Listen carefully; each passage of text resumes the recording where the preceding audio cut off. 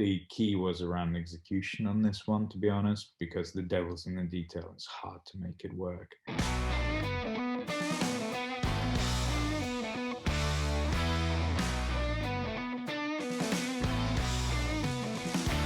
Hi, James. My name is Alex Batlin. I'm founder and CEO of Trustology. And Trustology is a custodian wallet provider.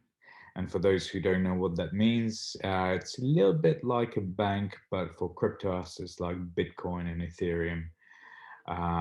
But with a little twist, instead of us looking after kind of assets, which would be the conventional custodian, we actually look after public keys. These are the things that protect the crypto assets on the blockchain. But then result is we provide solutions for predominantly institutional clients as well as high net worth individuals to safeguard and administer their crypto assets. This brave new world of the next generation finance. There seems to have been a real rush into this space over the last few years. So how did you get into it, and how did you see the need for this service and product? Sure, of course, yeah. So I guess my story begins back at UBS. I used to run and was head of innovation for UBS Innovation Lab here in the UK. I set up a kind of level 39 a few years back. It was a pretty famous fintech accelerator out in Canary Wharf. So as part of my innovation role at UBS, we set up a lab there. We looked at a whole host of technologies from machine learning and mobility, but also crypto, which kind of really captured my imaginations. I felt that it created a really interesting confluence of technology and economics and finance. And those are the three things kind of gets me excited. With a little bit of hopefully fairness, a slightly better society, one that's better engineered to withstand the current and I believe future financial upheavals. In the end, what we see is our economies shifted from local economies where national currencies made a lot of sense to a much more global economy where the dollar for a period of time dominated as that reserve currency, as the glue for international trade. But we're seeing more and more emergence of the need for an alternative, something that's truly not controlled by any one nation, because people want to de-risk their position. So having decentralized currencies is really exciting, because we now get to see, for instance, that folks are starting to accept Bitcoin almost as this global reserve currency, and others will come on board especially as a hedge against quantitative easing, devaluation, inflation that's being kind of put on pressure. So I think there's a lot of interest there. We've seen evidence on MicroStrategy and even other large corporates moving their treasury and divesting some of their USD holdings to crypto assets as a hedge against that. So that's all interesting stuff.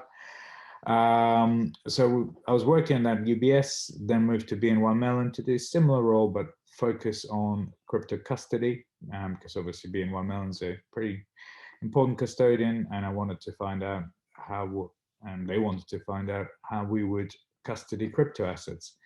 After a year, I was lucky enough to got to know guys like Alex Batlin and Joe Lubin, co-founders of Ethereum, and decided to go off on my own and start up Trustology to kind of develop a custodian wallet.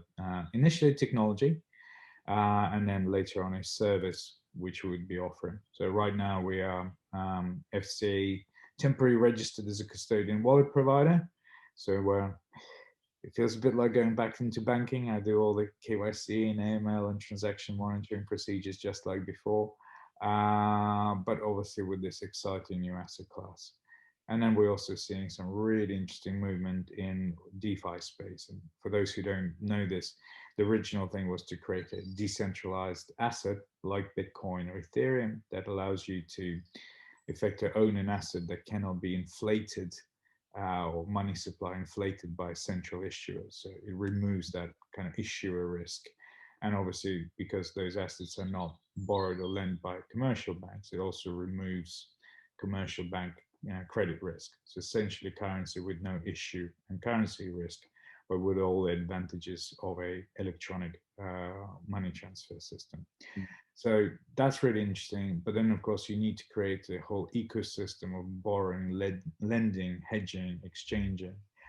And initially, this was all done centrally, but of course, that still creates a lot of risk because you are using centralized systems. Not necessarily a bad thing, but they have their own risks.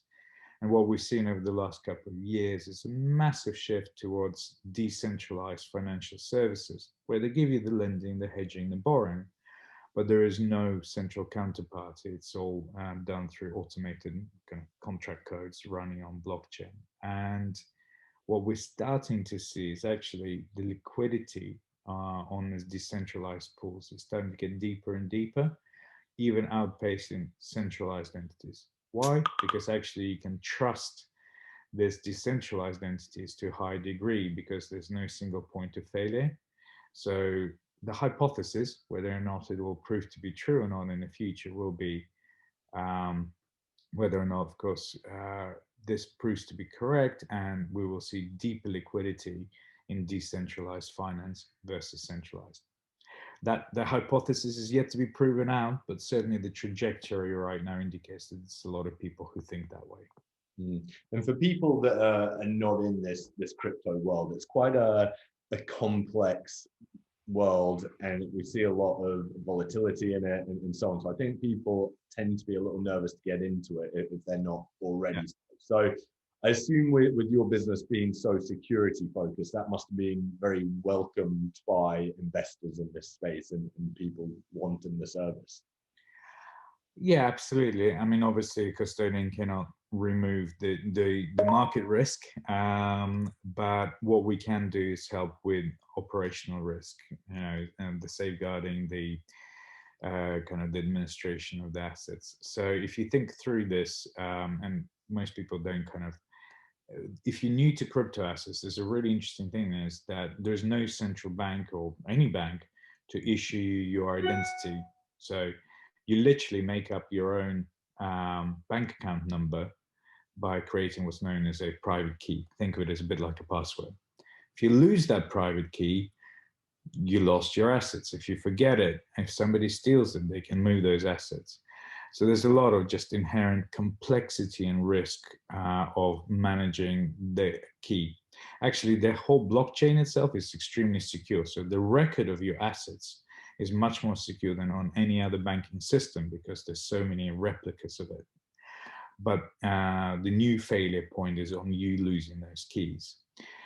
So what we do is we effectively safeguard the private keys, and then we kind of make sure that any transaction that you want to perform is processed by us, signed with the keys in our custody. And we also apply security rules, because one of the things that kind of when blockchain was born, it was very much with peer-to-peer in mind. So everything is about the individual.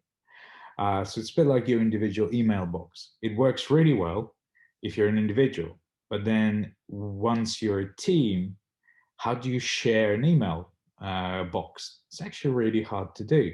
That's why we have a bunch of CRM systems and like group shared mailbox and stuff like that. And it's a little bit here as well, because if you're a single individual that's trying to manage your crypto assets, all you have to do is manage one or two keys, and that's okay. But if you are trying to have a team that manages those keys, then that becomes a lot harder. Once you've given out the secret to someone, they can, for instance, move to another organization. As soon as they move, well, you can't extract the knowledge from their head. So actually, how do you then manage the situation of shared keys, but once you leave, you don't want them have to have access to those keys to prevent them from stealing those funds? And this is where we come in. We've put a lot of infrastructure and automation to help with kind of management of this private keys and the transactions. In the end, though, it looks like a banking solution. Yeah, you log into a website and you see your balances. You can move them along between different assets. We can do a huge amount of stuff around sub-accounting for brokers and hedge funds, but it looks like a banking product. Where it starts to then further exceed is that instead of like normal banking, where you just have your bank account and anything else you want to do, like hedging, borrowing, lending, you have to have a whole plethora of new accounts with new services. Because we're based on DeFi, exactly the same set of credentials and the private keys allow you to instantaneously lend your assets to get yield, borrow assets to hedge and short stock, um, swap your assets, and then stake for yield. So you almost have like a one-stop shop for anything you want to do in finance through a single kind of security interface.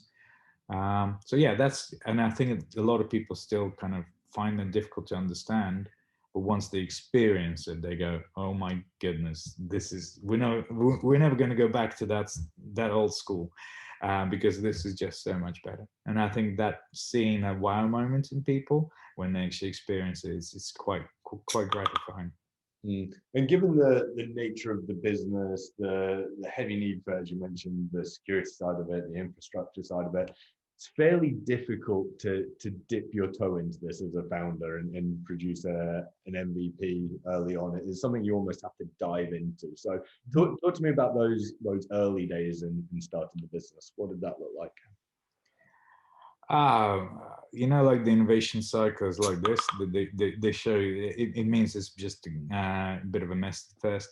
This is the wrong word, but you have, I think a lot of people, especially who are into crypto, big vision, but too much vision without execution is kind of, I heard somebody says hallucination, which I kind of like that. So I think probably the first few phases is hallucination, and you almost need that. You need to kind of hallucinate and imagine a world that could be there. But then you have to get practical and say, okay, well, once we see the end state, then you have to work through the backwards and how can we practically kind of get there. And that's really hard. Also, because a lot of people in the crypto space, including myself, are technologists by background. So we like big ideas, but actually kind of all the boring stuff like marketing and sales and forecasting. It's boring, but you have to do it. If you don't do it, you sink as a business. So learning how to really double down on vision execution. So it's that kind of constant tension between having the grand vision, the why, to make sure that people follow you because it's damn hard. At the same time, balancing that with practical execution.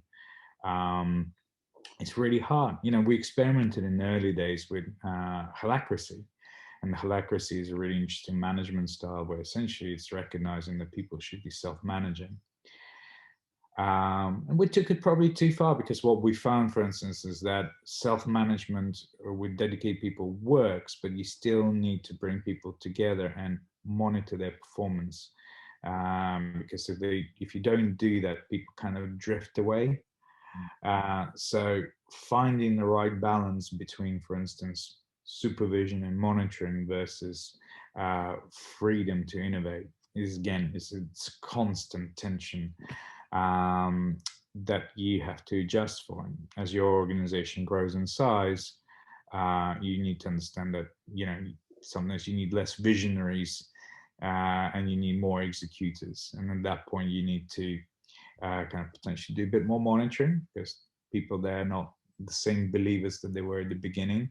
But you don't want to lose the culture of innovation as well. So again, it's it's a constant adjustment in terms of culture and evolution as you grow through the business. Yeah, absolutely. So talk to me a bit about the funding process for the business. So how did you find the right investors for you that understood the vision? And then how did you make that crystal clear to them when you eventually got in front of them? Of course, yeah. So I was kind of pretty lucky because Joe Lubin I got to know, as I said, through the crypto community and the efforts I was doing beforehand. So Joe's got a very clear vision around, through his organization, the consensus about the decentralized finance. And given the fact that we both agreed that there is a need to have security, because otherwise institutional investors are not going to come into the space, and even retail in the future. Kind of, we needed to make sure that we had a safer, faster, and easier solution to access our crypto assets. So to be honest, that was like a no-brainer thing. The key was around execution on this one, to be honest, because the devil's in the detail. It's hard to make it work.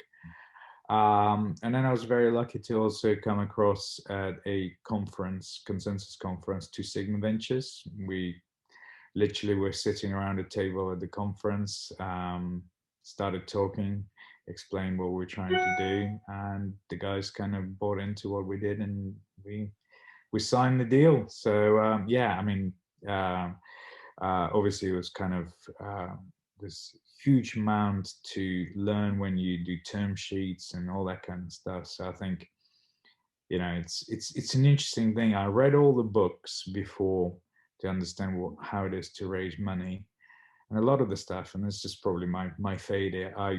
Unless I'm like at the in the heat of the moment, a lot of things don't trigger. But I'm glad I read those books, because when I was actually going through the process, I was like, oh yeah, I remember there was like something I read that I thought wasn't that relevant, but it was back of my mind. Yeah, okay, that point on the term sheet, I think we need to go back to it and just smooth it out. So I think, you know, as a founder, it's an interesting one. You always feel completely, or at least I do, underprepared, because you wish you did more preparation. At the same time, I think a lot of people are similar to me in this space, that you only really get activated when you got a deadline. Uh, so yeah, it's hard to get the right balance of prep versus, because if you prep too much, you'll never do anything. But if you don't prep at all, be prepared to screw up quite a bit a few times. Now, that's okay, as long as you're prepared to screw up a few times and don't feel too bad about it. That's it. And what were the things that you then put in place almost immediately once funding was in place? Well, kind of what we started doing is engineering, because we always felt that this was going to be a tech-heavy value proposition. So we needed to kind of start. It's going to take a long time. It did. So we're glad. One thing that I wish we did more on that, which we didn't do, is focus on marketing and sales. I think we made the typical kind of mistake of almost being too nervous to talk to the world. You know, most of us came out of banking, so, and as you know, when you work for a large organization, the rules are different. Yeah, you have to be really careful about anything you do and announce, because you're such a critical infrastructure within the whole financial economy.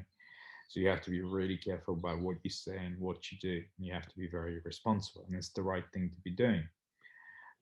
That's the downside, because before you got to be damn sure before you say anything. The plus side, of course, you've got a huge customer base that you can market to almost instantaneously once you announce something, and they will all pay attention to it. As a startup, the rules are almost completely different. You don't have a customer base, but you're not that important. Therefore, you can say a lot more stuff. So start talking a lot sooner. But yeah, also as a technologist, kind of, it's unnatural for me to try and talk to random people. So again, I had to get over it and learn how to approach people, be prepared to be told to go away, and kind of, but keep asking people, keep sharing your ideas, building the relationship and testing kind of the hypothesis of your value proposition constantly, and getting an adjustment on that one. So I think that's been kind of massive learning curve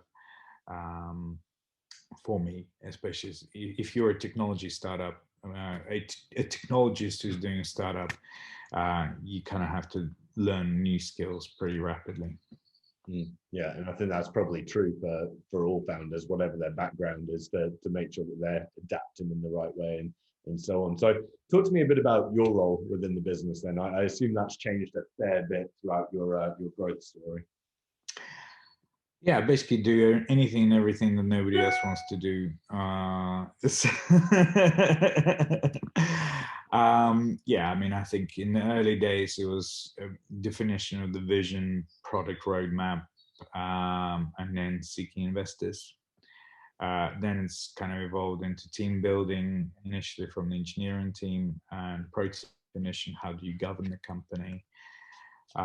Then really developed more about, as I said, the product roadmap, but now systematically testing the hypothesis that we would have put forward as part of the pitch, an adjustment to that.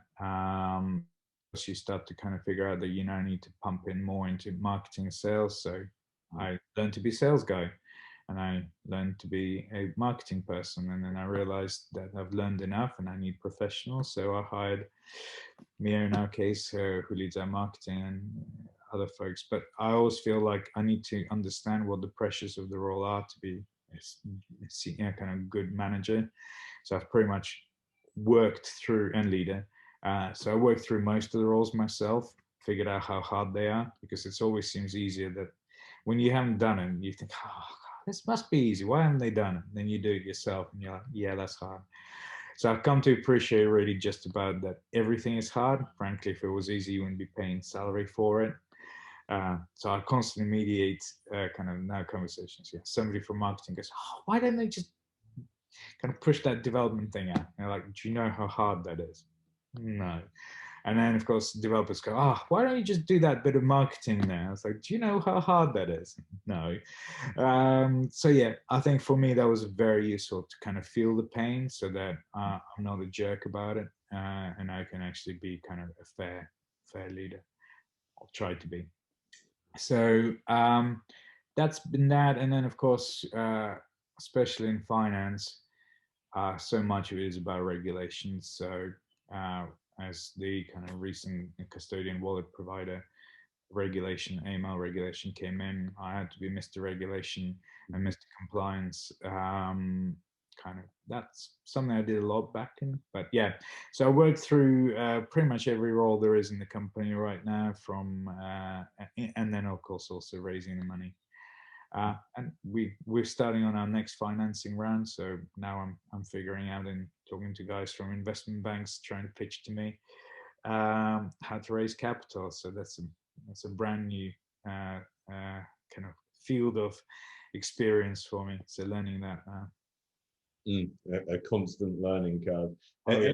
And what are the main goals then for the business over the next 12 months or so? I think the growth, the you start, or and we started with a hypothesis, and then we started doing testing the hypothesis to understand whether or not there is a product market fit. Um, Probably around about September last year, we achieved the number of customers we feel is confirmation of product market fit. By that, we means basically we can sell the same thing to quite a few different people without too many changes, and they're willing to pay the price that we think we need in order to sustain the business. Obviously, it can be optimized in the future to improve on margins and so on. But so we got to that state. So now it's growth. And that's an interesting one because scaling out is completely, in my opinion, different problem and challenge to the initial kind of hypothesis proving. This is about now scaling out sales, scaling out marketing, um, and then of course the market is constantly evolving. So one of the things about being custodian is it's, if you get it right, it's a very sticky business, because kind of changing custodian is quite expensive, especially once you embed yourself with APIs like our customers do. So customers are always expecting us to be at the forefront of thought leadership, because when they invest their time in integrating with us and becoming our customers, they want to know that they're not going to have to, in 2 months' time, go for yet another custodian who gives them access to yet another asset class. They want to make sure that their custodian has kind of the ability to kind of pick the right technologies, the right asset classes, and give them integrated support into the whole thing. So that's an important aspect. So there's a constant, again, need to make sure that in a very fast moving crypto space where, you know, the landscape changes on a weekly basis, you keep up. But overall, what we want to be is that single point of access, yeah, because it's a complex space with many blockchains. But actually, if you get it right, think of it almost a bit like a prime brokerage experience. You know, through our tools, you'll be able to manage all of your assets. But we're not the same typical prime broker because we don't do deposits. There's no rehypothecation. There's no credit risk on us because the DeFi community is very modular. So it's a bit like stringing together like a financing module and a lending module and an exchange module. So our job is actually to kind of help people assemble this Lego collection of finances. So the end result looks a bit like a traditional broker. You know, you can borrow as a result of what you hold, but in reality, what we're doing is you don't have any credit risk on us. You're effectively creating all the traditional solutions, but in a safer way and with much more open access. So hopefully deep liquidity, less risk and cheaper and then when we say less risk, not just operational, but issuer risk, you know, kind of from the point of view of not being able to inflate money supplies and so on. Makes sense. And for those listening, where can they find out more about both yourself and Trustology? Sure. Probably the easiest place to do so is on our website. So that'll be trustology.io. Check this out or just Google us. There's a few articles about us as well.